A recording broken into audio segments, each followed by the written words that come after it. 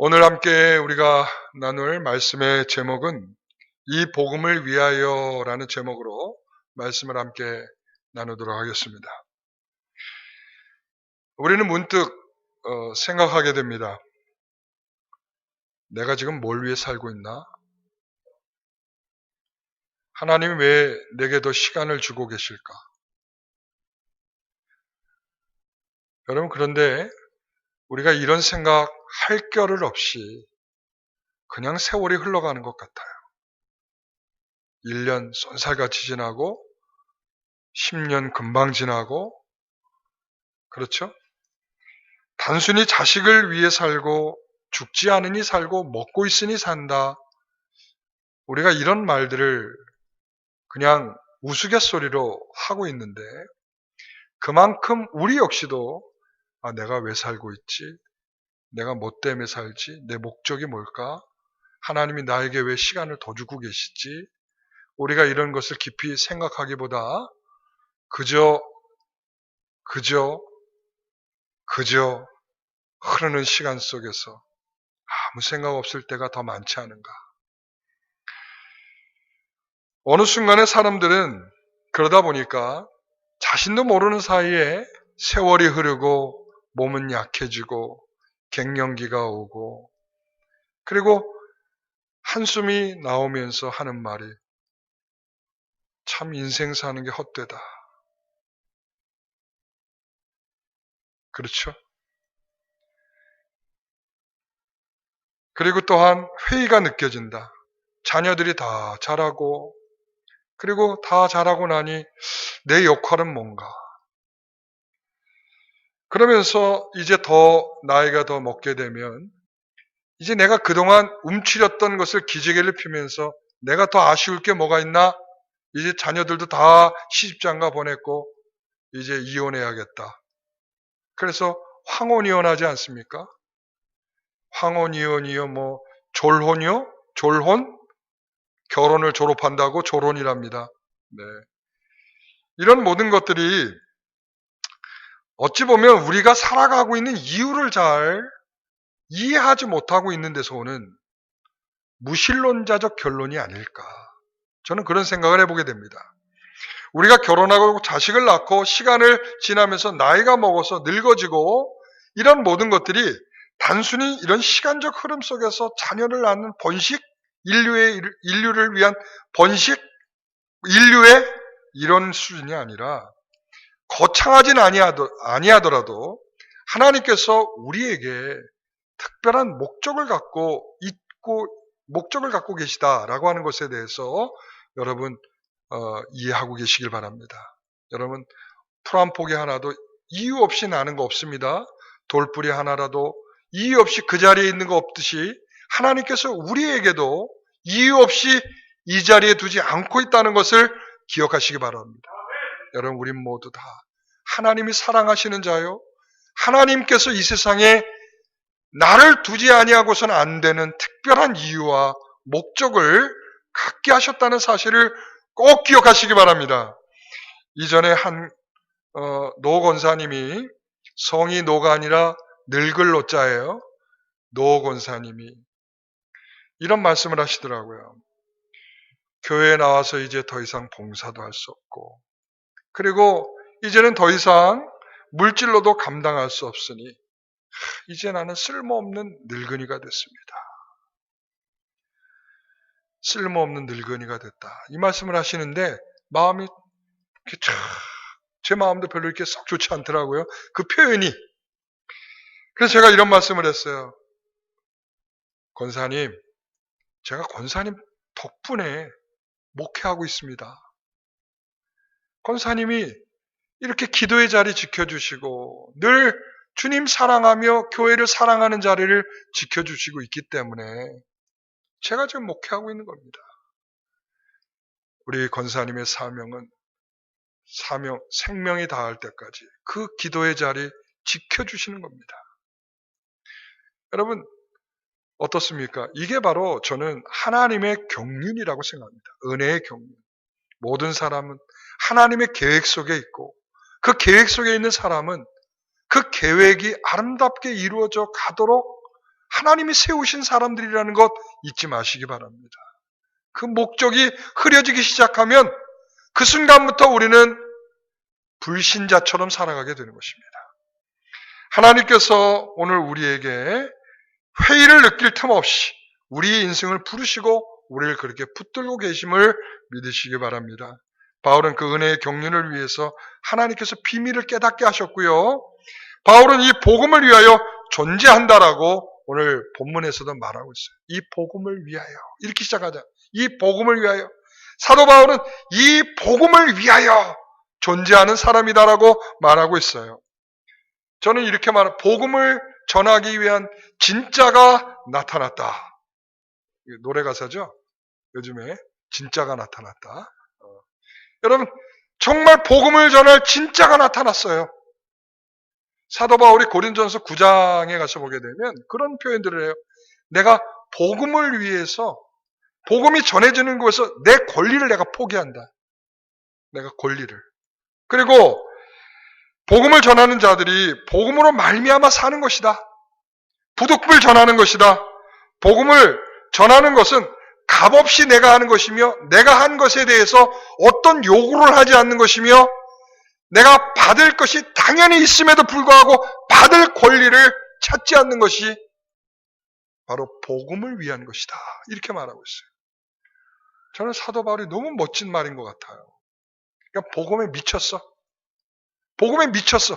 미치니까 그 복음을 위해서 평생을 살아가기도 하지만 그 복음을 위한 진정한 가치가 무언지를 알고 그것 때문에 제시를 하는 거죠.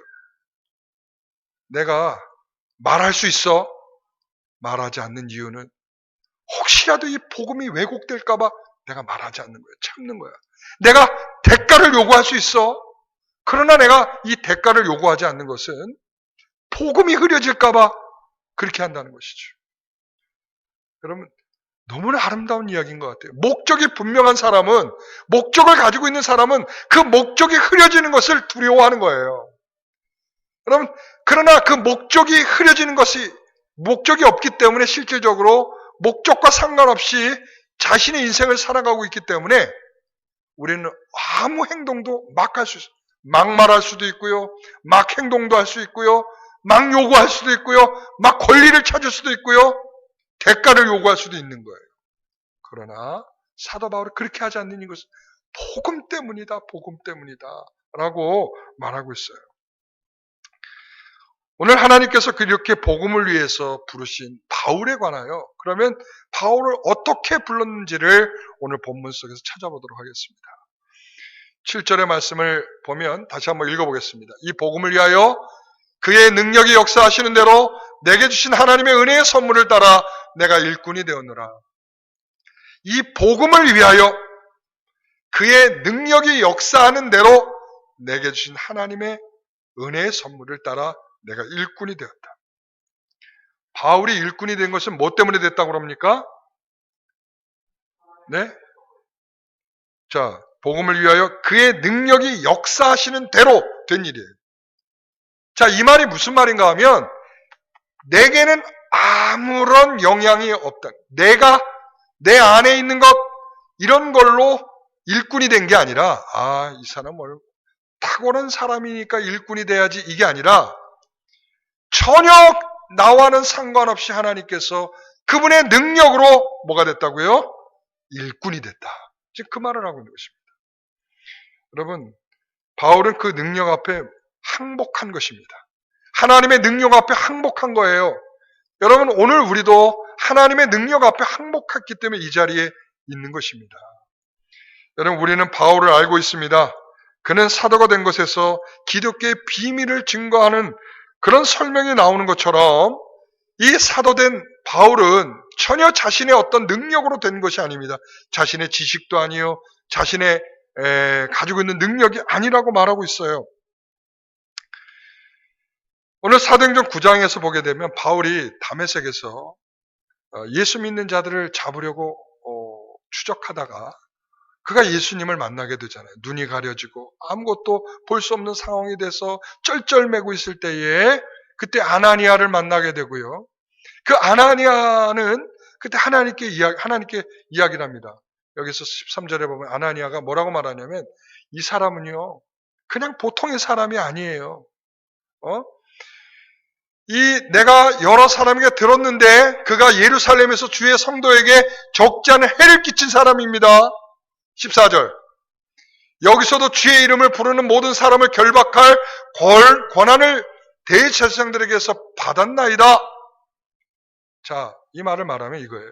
예루살렘에서 적지 않은 해를 끼쳤고 대제사장들에게 이러한 예수 믿는 사람들을 잡아 가둘 권한을 받아가지고 지금 다메섹에 와 있는 사람입니다. 이 사람 섣불리 어떻게 했다가는 큰일 날 사람입니다. 지금 그 얘기죠. 근데 하나님의 답은 뭡니까? 15절. 우리가 지난주도 읽었던 말씀인데요. 크게 같이 읽어봅시다. 주께서 이르시되 가라. 이 사람은 내 이름을 이방인과 임금들과 이스라엘 자손들에게 전하기 위하여 택한 나의 그릇이라. 아멘. 여러분, 이 13, 14절과 15절의 간격이 느껴집니까? 13, 14절은 이 사람은 이런 자격이 없는 사람이에요. 안 될 사람입니다. 하늘이 무너져야 이런 일이 일어날까요? 하는 이야기입니다. 안 됩니다, 이 사람은. 그런데 하나님 뭐라고 그래요? 이방인을 위해서 나의 택한 그릇이다 라고 말씀하고 있습니다. 우리는 이런 걸 보고 기적이라고 하죠. 그렇죠? 여기 적지 않은 기적을 경험한 사람들이 앉아 있지 않아요? 그렇죠?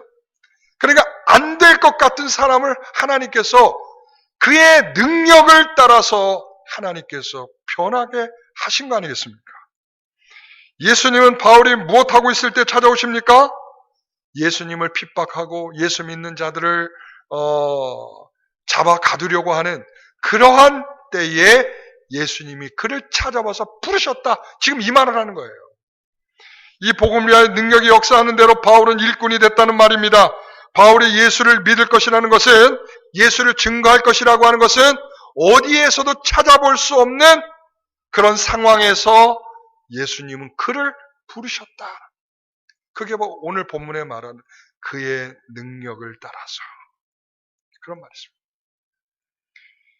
그의 능력은 바울이 예수를 믿는 자들을 잡아가두고 있을 때 바울이 그렇게 된 것은 자신의 의지와 상관없이 그런 일이 일어났다는 것입니다. 그의 능력이 역사하는 대로 말이죠.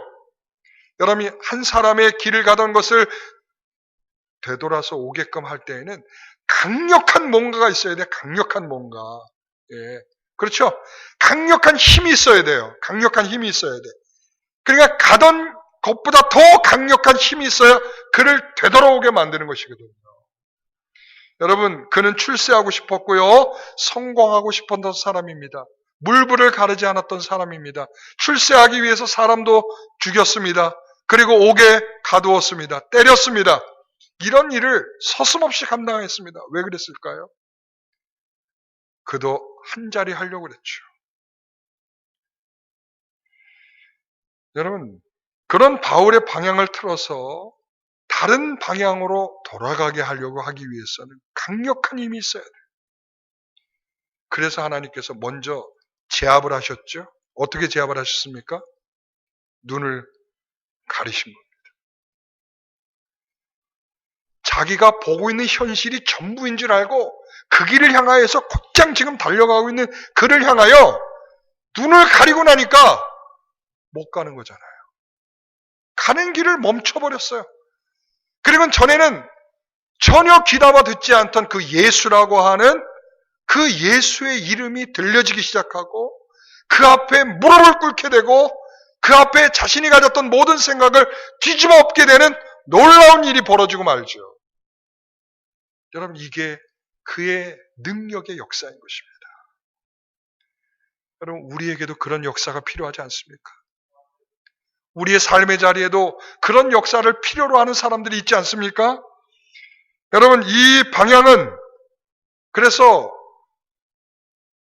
12명의 제자에게도 주께서 명령하지 않은 일을, 이방인을 위한 그런 복음을 전하기 위해서 사도 바울을 택하신 것입니다.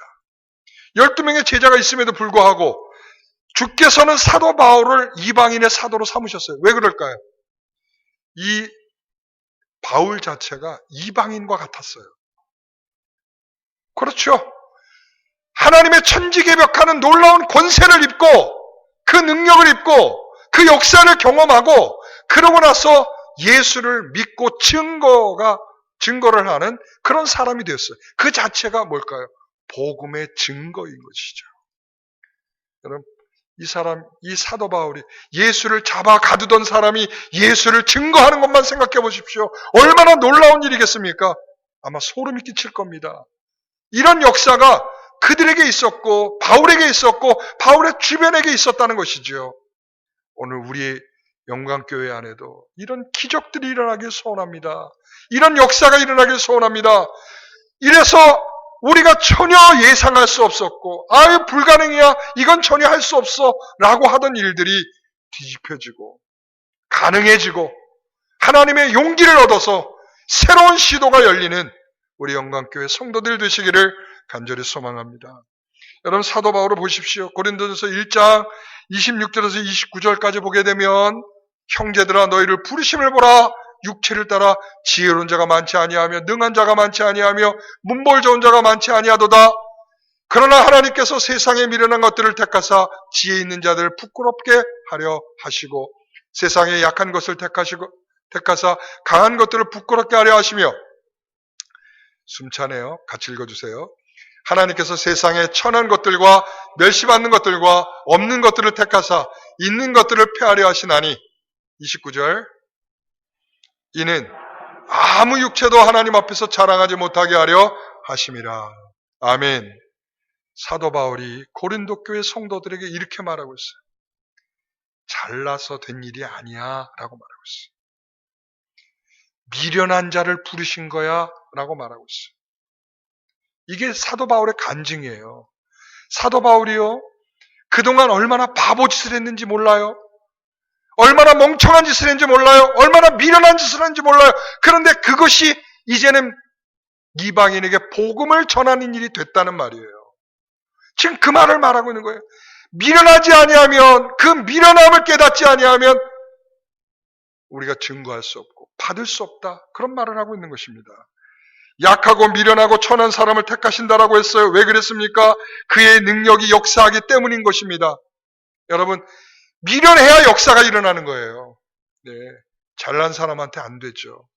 바울은 이것이 자신의 간증인 것입니다. 하나님이 누구인지 모르는 이방인들에게 복음을 전할 때 가장 유리한 것입니다. 그것이 뭡니까? 미련한 짓이고요. 하나님께 두들겨 맞은 것이고요. 맞으면서 눈물을 흘린 것입니다.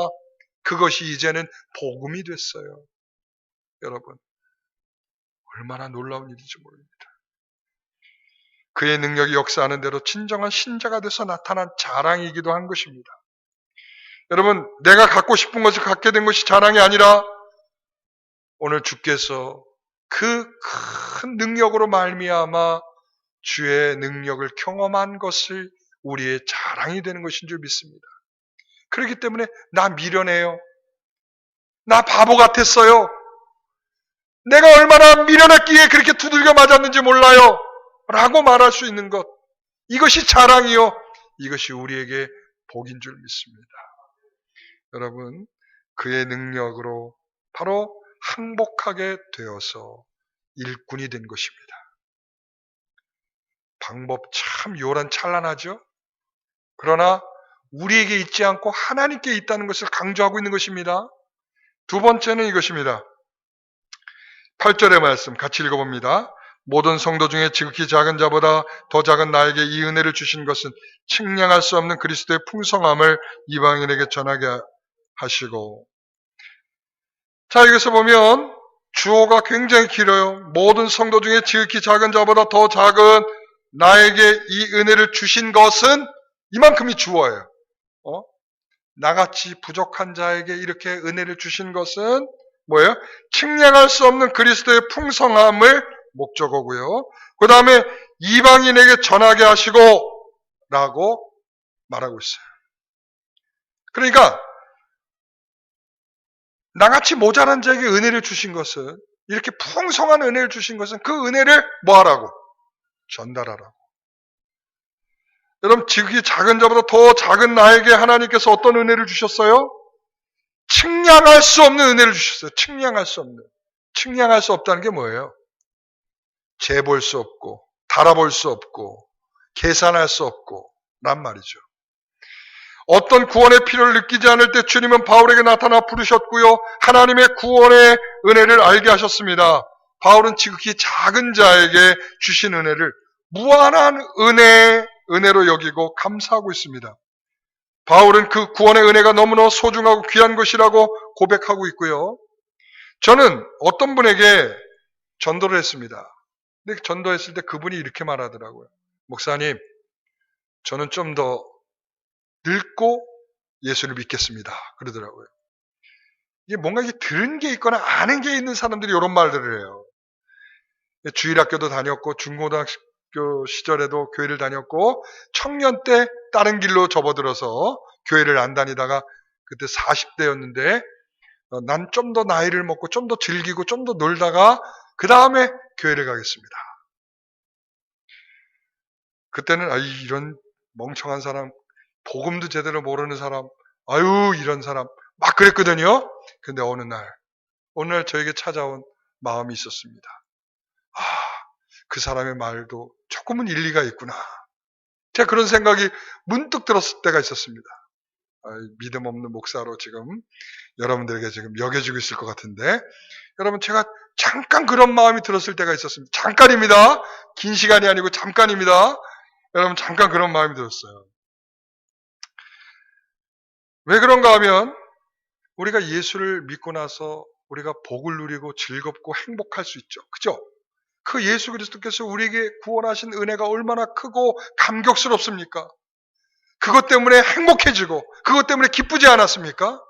그런데 어느 날 순간 그 기쁨이 살살 이렇게 모래시계에서 모래가 빠져나가듯이 슬금슬금 빠져나가더니 어느 순간에 보면 세상의 것이 눈에 가득가득 들어올 때가 있죠. 그렇게 되면 불평이 쏟아지기 시작해요. 어떤 불평일까요? 아니, 왜 내가 이렇게 예수를 일찍 믿어가지고 말이지, 이 모든 제한을 다 받고 있냐 말이지. 예? 내가 좀 더 있다 믿었더라면 이런 불편함이 없을 텐데. 은혜가 떨어질 때 이런 불편함이 나타납니다. 이런 불편함이. 혹시 지금 불편하세요? 내가 좀 더 나중에 믿을 수 있었다면 얼마나 좋을까? 여러분 혹시 그런 생각하고 계십니까? 여러분 어떤 의미에서 기쁘고 행복합니까? 정말 측량할 수 없는 그 은혜를 누리면서 기쁘십니까? 뭐가 하나 주어지고 뭐 하나 받았다. 이것 때문에 기쁘다. 이거 아니에요. 이거 아니고 하나님께서 우리에게 준 측량할 수 없는 은혜, 그 은혜 때문에 무한한 기쁨을 우리가 누리고 있느냐라는 질문을 드리고 있는 것입니다. 여러분 어느 순간부터 말이죠. 기독교 안에 비극이 나타나기 시작을 했습니다. 측량할 수 없는 풍성한 은혜를 받은 사실을 다 놓쳐버리기 시작했어요. 교회를 나오는 이유가 어느 순간에 처음에는 예수 그리스도의 은혜요, 나 구원받아서 기뻐요 이랬는데 그런 기쁨과 그런 이야기들은 점점 약해지고 말이죠. 사도행전 3장 6절 말씀. 베드로가 이르되 은과 금은 내게 없거니와 내게 있는 이것을 내게 주노니. 내게 있는 이것을 내게 준다. 그게 뭐예요? 나사렛 예수 그리스도의 이름으로 일어나 걸어라. 이렇게 말하고 있어요. 이런 말씀에 다 아멘들을 하시던데. 그렇죠? 아멘. 이 말을 간단하게 말하면 이거예요. 나는 은도 없고 금도 없다. 나 은도 없고 금도 없어. 근데 나는 분명히 가지고 있는 게 있다. 이거는 두 개를 분리시켜 주는 거예요. 이 분리는 뭐냐면 세상에 주는 것, 나 그거 없어. 그러나 세상에 줄 수 없는 것, 나 이거 가지고 있어. 나는 이것을 너에게 준다! 라고 말하고 있는 거예요. 여러분, 우리에게 언젠가부터 이런 기쁨이 있는 게 아니라 세상이 갖는 기쁨을 즐거워하고 있더란 말이죠. 은과 금은 내게 없어도 내게 있는 것을 내게 준다라고 말씀하고 있는 이 사도의 이 말씀은 세상과 다른 즐거움과 기쁨이 너에게 있냐라고 질문하고 있는 거예요. 우리가 무엇으로 기뻐하고 있습니까? 무엇으로 행복해하고 있습니까? 여러분, 목적이 분명할 때 그 행복이 있는 것이죠. 나를 구원하셨고 구원하신 자를 통하여 이루시는 하나님의 이 엄청난 은혜 속에 산다면 분명히 우리에게는 우리가 누리는 즐거움과 기쁨은 달리 있을 것입니다. 우리는 그리스도와 함께 어떤 꿈을 꾸고 계십니까? 우리 하나님 아버지와 주 예수 그리스도를 통하여 꿈을 꾸고 계십니까? 그분과 함께 할 영원한 즐거움을 갖고 있습니까? 우리 주님이 주신 약속을 이룰 기대와 소망을 가지고 계십니까? 여러분, 그것이 측량 못할 은혜인 것입니다. 근데 사람들은 그게 서로가 이게 안 맞아요. 이게 안 맞아요. 우리 주님이 말씀하시는 것과 사람들의 생각은 이게 잘 안 맞아 떨어져요. 대표적으로 나타나는 게 어딘가 하면 요한복음 6장이죠. 예수님께서 오병이어의 기적을 일으키셨을 때 그들이 도통 이 의미를 깨닫지 못하고 있으니까 예수님께서 35절에 이렇게 말씀해 주고 있어요. 같이 읽어봅니다. 예수께서 이르시되 나는 생명의 떡이니 내게 오는 자는 결코 줄이지 아니할 터이요 나를 믿는 자는 영원히 목마르지 아니하리라. 아멘. 생명의 떡이란 말이죠. 영원히 목마르지 않게 하는 것이라고 말씀하고 있어요. 그런데 사람들은 어떤 생각을 하죠? 육의 배고픔을 해결하고 육의 목마름을 해결할 수 있는 방법으로 예수님이 오셨다라고 생각을 하는 거죠. 그러면서 또 54절에 이렇게 말하죠. 내 살을 먹고 내 피를 마시는 자는 영생을 가졌고 마지막 날에 내가 그를 다시 살리리라. 아멘. 여러분, 그렇습니다. 바로 영생을 주시고 다시 살리시는 은혜를 주시기 위하여 예수님께서 이 땅에 오신 것입니다. 예수님의 목적은 분명해요. 우리를 잘 먹고 잘 살게 하기 위해서 오신 것이 아니라 영원한 생명을 주기 위해서 이 땅에 오신 분이 예수 그리스도인 줄 믿습니다. 여러분, 그분이 우리에게 오늘 어떠한 복을 주시겠습니까? 우리가 세상에 쩔쩔매고 세상의 수많은 어려움들 속에서 여러분 지금 경제적인 어려움도 있죠. 지금 우리 성도들 가운데 아프죠. 그리고 코로나19로 인하여 요란하죠. 이 경제활동은 점점 막히지요. 여러분 이런 상황 속에서 우리는 분명히 생각합니다. 하나님, 우리가 하나님을 믿는 것이 이게 전부입니까? 하나님을 믿고 있는데 우리에게 이런 현실이 과연 괜찮습니까? 만약에 우리가 이러한 의문점이 생기고 있다면 그동안 우리의 즐거움은 어디에 있었는가를 보셔야 할 겁니다. 우리의 즐거움과 우리의 기쁨과 우리의 행복이 무엇 때문이었는지를 보셔야 할 겁니다. 여러분, 이러한 상황 속에서도 하나님은 우리에게 구원이십니다. 이런 상황 속에서도 우리의 주님은 영원한 생명이십니다. 이런 상황 속에서도 우리는 죽을 것이나 다시 살리시는 분이 우리 주님이실 줄 믿습니다. 이 원리와 이 복음은 변하는 것이 아닙니다. 그리고 또한 이것을 위하여 사도 바울은 이것을 이해했기 때문에 자기의 생명을 올인하지 않아요. 옥에 갇혀도 기쁘다고 말하잖아요. 그리고 또한 죽을 고생을 하면서 이 복음을 위하여 마지막까지 자기의 인생을 다 드리잖아요. 바보 멍충입니까? 아마 옥에 갇힐 때마다 따졌어야 되죠. 주님, 내가 주를 위해서 일하고 있는데 이것밖에 못 하십니까? 그런데 그는 그 안에서 할 줄 아는 게 찬송이나 부르고 기도나 하고 그리고 성도들을 향하여 기뻐하라고 편지나 쓰고 도대체 미친 사람 같아요. 이게 정상적이지 않고 미친 사람 같은데 복음과 그 목적의 부합성을 따져보면 꼭 맞는 행동이죠.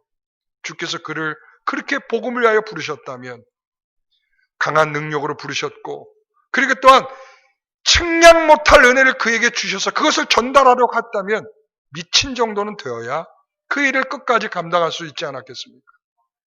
여러분, 우리에게 그런 목적이 있습니까?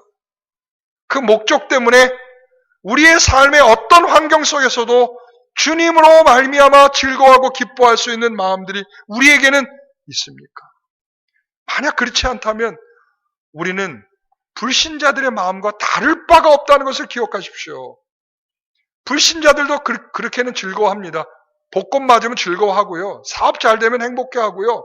그리고 자식이 성공하면 거기에 덩실덩실 춤을 추며 잔치할 수 있어요. 우리가 그것과 동일하다면, 우리의 기쁨이 그것과 동일하다면 우리는 불신자와 뭐가 다를까요? 사도 바울은 거기에 얽매이지 아니하고 정말 미련한 자처럼 그 십자가를 위하여 평생을 살아냈습니다. 오늘 우리가 주님께서 우리에게 말씀하시는 바 기억하십시오. 요한계시록 3장 17, 18절에 너희가 부유한 자라고 착각하는데 너희는 내가 볼 때는 다 부족한 자야. 다 벌거벗었어. 그러니까 18절에 뭐라고 말해요? 그러니까 내가 너에게 권한다. 불로 연단한 금을 사서 부유하게 하고 흰옷 사서 입어 벌거벗은 수치를 보이지 않게 하고 안약을 사서 눈에 발라 보게 하라. 여러분, 이게 우리에게 주님께서 너희가 지금 부유하다라고 생각해 다 착각이야. 영적으로 헐벗었어. 지금 너희들은 눈에 뭐가 보여? 세상의 부귀영화만 보이지. 다 가짜야. 너희들 안약을 사서 발라라. 너희들 지금 부끄러움으로 가득해. 너희 목욕해야 돼. 그러면서 주님께서 우리는 지금 부유하다고 착각하고 있는 그런 삶의 내용을 꾸짖고 지적해 주시면서 너희들이 이와 같이 되라고 말씀하고 있습니다. 그렇습니다. 오늘 우리에게 분명한 목적이 있는가를 보십시오. 그리고 그 목적에 합당하도록 살고 있는가도 보십시오. 그 가운데서 우리에게 주시는 그 풍성한 은혜 놓치지 마십시오.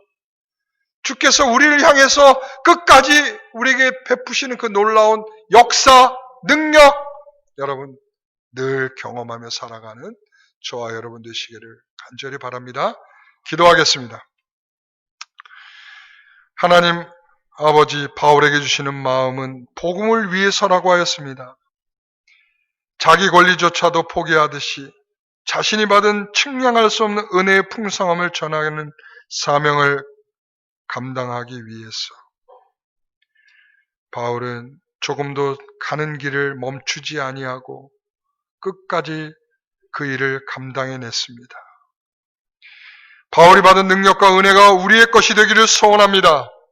우리는 바울처럼 뚜렷하지 않더라도 하나님께서 이 시대 이 사건을, 이 시간을 살게 할 이유를 우리에게 두셨으며 그 이유를 깊이 깨닫게 하셔서 그것을 위하여 기도하고 그 안에서 만족하고 기뻐하며 감사하며 우리를 살아가도록 하게 할 줄 믿습니다. 아버지 하나님, 지금 우리가 살아가는 시간들이 너무나 고단합니다. 어렵고 힘듭니다. 벌써 마스크를 쓰고 살아간 세월이 7개월이 되었습니다. 그리고 또한 경제활동이 엉켜 제대로 되지 않은 시간들도 꽤 지나왔습니다. 그리고 두려움과 공포 속에서 수많은 사람들이 코로나19로 인하여 사망하였습니다.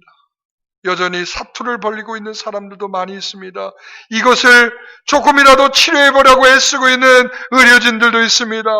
그리고 이 사회에서는 조금이라도 이 확산을 막기 위해서 격리하여 살고 있는 수많은 사람들도 있습니다. 주여, 이렇게 어렵고 힘든 때에 측량할 수 없는 주의 무한하신 은혜를 우리가 경험하게 하옵소서. 세상이 밝히 우리에게 줄 수 없는 것을 우리 주님이 지금도 주고 계신 것을 깊이 깨닫게 하여 주시옵소서. 감사하며 예수님의 이름으로 기도하옵나이다. 아멘.